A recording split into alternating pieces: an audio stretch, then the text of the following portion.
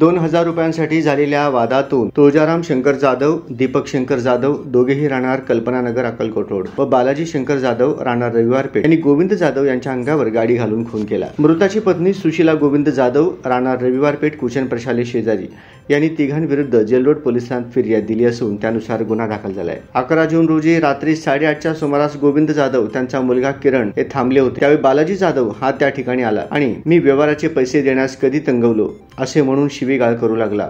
त्याने मारहाण करून तुला जिवंत सोडणार नाही अशी गोविंद यांना धमकी दिली। धीर रमेश जाधव त्यांचा मुलगा सागर हे भांडण मिटवण्याचा प्रयत्न करीत असताना बालाजीने त्यांनाही शिवीगाळ केली। फोन करून तुळजाराम जाधव यास बोलावून घेतले। त्यावेळी गल्लीतील शंकर जाधव पाटील यांनी सोडवा सोडवी करून उद्या बोलू म्हणून सगळ्यांना घरी पाठवून दिले। त्यानंतर बुलेटवर हात ठेवून गोविंद जाधव व त्यांचा मुलगा उभे होते। त्यावेळी तुळजाराम व दीपक यांनी पांढऱ्या रंगाची 4 चाकी जोरात चालवून जीवे ठार मारण्याच्या उद्देशाने गोविंद यांच्या अंगावर घातली। गोविंद जाधव खाली पडले आणि त्यांना श्वास घ्यायला त्रास होऊ लागला। तातडीनं त्यांना मार्कंडे रुग्णालयात हलविले, पण उपचारापूर्वीच त्यांचा मृत्यू झाल्याचे डॉक्टरांनी सांगितले। त्यावरून तिघांविरुद्ध खुनाचा गुन्हा दाखल झाला असून सहाय्यक पोलीस निरीक्षक ज्योत्सना भांबिष्टे तपास करीत आहेत। घटना घडल्यानंतर ते तिघेही फरार झाले असून जोडबाई पेठ पोलिसांची 4 पथके त्यांचा शोध घेत आहेत।